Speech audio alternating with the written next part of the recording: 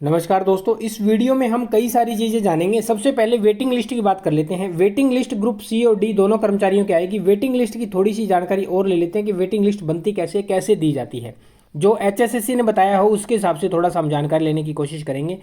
ये जो waiting list होती है और रिजल्ट होती है, इसकी वैलिडिटी के बारे में एचएसएससी ने बताया कि 1 साल की वैलिडिटी होती है। जैसे कि कोई रिजल्ट 1 जनवरी 2024 को आया था तो उसकी वैलिडिटी 31 दिसंबर 2024 तक रहने वाली है, वेटिंग लिस्ट की भी और रिजल्ट की भी। तो जब यहाँ पे जो भर्ती करवाई जा रही है, वेटिंग लिस्ट जिसकी हम बात करें कि वेटिंग लिस्ट आने वाली है, तो उस वेटिंग लिस्ट में ये नहीं है कि आपके प्रीवियस ईयर जैसे 2019, 18, 20, 24 से पहले के जो हैं उनको ले लिया जाएगा। नहीं, ऐसा नहीं है। उसके अंदर वही लिए जाएंगे जो, मान लीजिए अगर कोई अभी रिजल्ट आ रहा है, जैसे आपका ये रिजल्ट आया था 17-18 तारीख के आसपास अक्टूबर में, तो इससे 1 साल तक अक्टूबर नवंबर 2025 तक जो कैंडिडेट यहाँ पे रहेंगे उनको भर्ती करवा लिया जाएगा। इसका मतलब ये नहीं कि जो पुराने वाले 23 वाले कैंडिडेट हैं, 22 वाले कैंडिडेट हैं, उनको भी इसके अंदर किया जाएगा। उसको क्लियर नहीं किया जाएगा। उनके लिए नया सीईटी गवर्नमेंट करवा रही है। जितनी भी वैकेंसी यहाँ पे रहेगी वो वैकेंट सीट को फिलअप करवाया जाएगा न्यू सीईटी के माध्यम से, और उसके अंदर लगभग 15 से 20 हज़ार के आसपास वैकेंसी आने वाली है, जिसमें 5,000 प्लस हरियाणा पुलिस की वैकेंसी रहने वाली है। तो ये ऐसे होएगा, नया सीईटी हो जाएगा और जो वैकेंसी है उसका क्राइटेरिया ये रहेगा। और जो भर्ती है जिसमें जो सीटें खाली होती है उसको कैसे काउंट करता है एचएसएससी, तो उसको उन्होंने बताया कि अगर कोई कैंडिडेट जॉब को छोड़ जाता है, रिजाइन कर जाता है, जॉब को छोड़ दिया, किसी भी कारणवश उसने छोड़ दिया, तो यहाँ पे उसे हम वैकेंट सीट मानते हैं, उसे वेटिंग से क्लियर करते हैं, और वो भी 1 साल के अंदर अंदर। ठीक है, अगर 1 साल बाद होएगी तो उसके लिए नया सीटी करवा के नई भर्ती के अंदर उसको इंट्रोड्यूस किया जाएगा।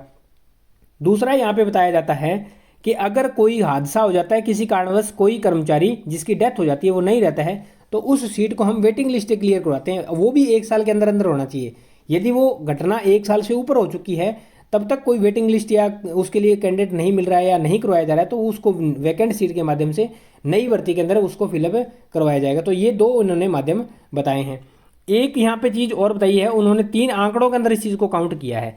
उसमें बताया है कि मान लीजिए पोस्ट आपकी है, अगर 25 पोस्ट है, किसी भी कैटेगरी के अंदर 25 पोस्ट है, कैटेगरी में जैसे आपकी जो थी 81, 82, 300 ऐसे कुछ कैटेगरी थी ना अलग अलग ग्रुप के अंदर, तो वो तो कैटेगरी ये वो नहीं है कि ओबीसी जनरल ऐसे ऐसे नहीं है।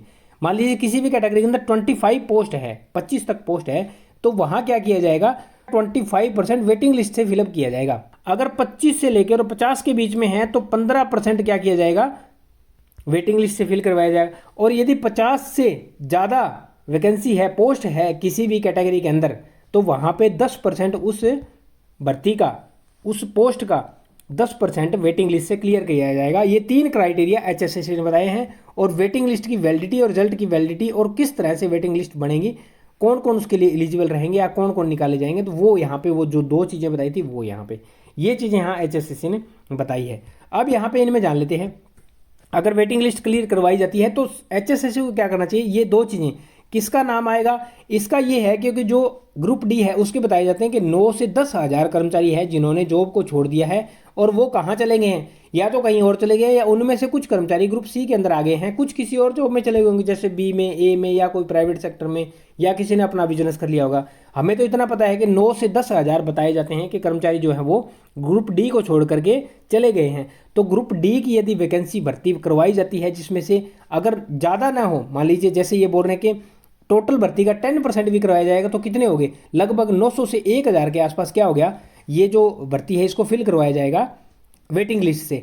तो 1,000 यदि फिल करवाया जा रहा है तो मान के चलिए कैसे होगा, वेटिंग लिस्ट में नाम किसका आएगा, जो कैंडिडेट नियर अबाउट घूम रहे हैं, जैसे किसी का 0.5 है, 0.7 है, इवन 1 नंबर तक वाले कैंडिडेट भी यहाँ पे सिलेक्ट होने के चांस बन जाते हैं पूरे के पूरे, है ना। ज़्यादा नंबर की तो बात नहीं करेंगे, अगर 10 की 10,000 करवाई जाती हैं फिर तो वहाँ पे हो सकता है कि 6-7 नंबर वाला कैंडिडेट भी उसका नंबर लग जाए, उसके अंदर 5 वाला भी लग जाए। ठीक है, लेकिन जो 10% का क्राइटेरिया बता रहा है उसके हिसाब से, क्योंकि भर्ती 25, 50 और 50 से ऊपर, तो भर्ती तो यहाँ पे हज़ारों की संख्या के अंदर थी, तो 10% करवाई जाती है तो 1,000 के आसपास हो जाती है 10,000 की, और 9,000 है तो 900 के आसपास। तो 900 भर्ती करवाने के लिए पॉइंटों के अंदर ही कैंडिडेट के अंदर मेरिट लिस्ट के अंदर फर्क आएगा, ज़्यादा नहीं आएगा, क्योंकि ऑलरेडी कैंडिडेट बहुत ज़्यादा क्वालिफाई हैं। तो यहाँ पे अगर पॉइंटों में आएगा तो जो पॉइंट वाले नज़दीक कैंडिडेट हैं वो अपना कमेंट सेक्शन में कमेंट करें कि इतना पॉइंट मेरा रहता है, तो उनका नाम यहाँ पे आ जाएगा। किसके लिए, ग्रुप डी की भर्ती के लिए। सी के लिए तो बहुत रेयर चांस में पॉइंट आएगा, क्योंकि सी की बहुत जो है छोड़ के कम जाते हैं बच्चे, डी वाले छोड़ करके सी में आगे प्राइवेट में चले गए, कहीं भी जैसे भी हो, उसके बाद ये काम हो गया, तो जो पक्की कौन सा काम, ये वाला काम, पोर्टल वाला काम। यदि ग्रुप सी और डी के लिए दोनों के लिए पोर्टल खोल दिए जाएं, या मेनली सी के लिए खोल दिया जाए, उनसे चॉइस मांगी जाए कि आप कौन सी भर्ती में जाना चाहते हो, तो वो लिख दे कि हम डी में नहीं जाना चाहते क्योंकि हमने सी के अंदर सिलेक्शन हो गया है। और डी के लिए भी खोल दे कि आप भर्ती में कौन सी में जाना चाहते हो, वो भी कह दे कि हम डी के अंदर तो नहीं जाना चाहते, हमारा सी में, मतलब किसी के लिए भी खोल दें या दोनों खोल दे, और कैंडिडेट को ये ऑप्शन दे दे येस और नो का। और अगर रीजन मांगे कि रीजन क्या है, तो रीजन भी वहाँ पे पोर्टल दे दे कि हमारे पास ये रीजन है, या तो हम कहीं बाहर जॉब लग गए, प्राइवेट चले गए, बिजनेस कर लिया, सी में आ गए, बी में आ गए, ए में आ गए, सेंटर में आ गए, जहाँ भी जैसे भी जो भी पोर्टल का रीजन दे दे। और यहाँ पे क्लैरिफाई हो जाएगा, फिर एचएसएससी के पास पूरा डाटा चला जाएगा कि हमारे पास इतनी जो सीट है ग्रुप डी की खाली हो चुकी है, और इनको हम नए वाले सीटी से इतनी सीटें फिलअप करवाएंगे और वेटिंग लिस्ट से इतनी वाली सीटें फिलअप करवाएंगे, और यही आंकड़ा सी के साथ हो जाएगा। तो दोस्तों ये थी इन्फॉर्मेशन, कैसे आपकी वेटिंग लिस्ट बनाएंगी, कैसे कितने कैंडिडेट को लिया जाएगा, पोर्टल के माध्यम से क्या एचएसएससी करवा सकता है, किसका नाम आएगा, और कैसे आपकी जॉब पक्की होगी, इन सारी चीज़ों के बारे में हमने जाना। अगर आपका कोई और भी डाउट है या आप किसी और टॉपिक पर वीडियो चाहते हैं तो कमेंट सेक्शन में कमेंट करके जरूर बताएं। उम्मीद करता हूँ जानकारी समझ पाए होंगे।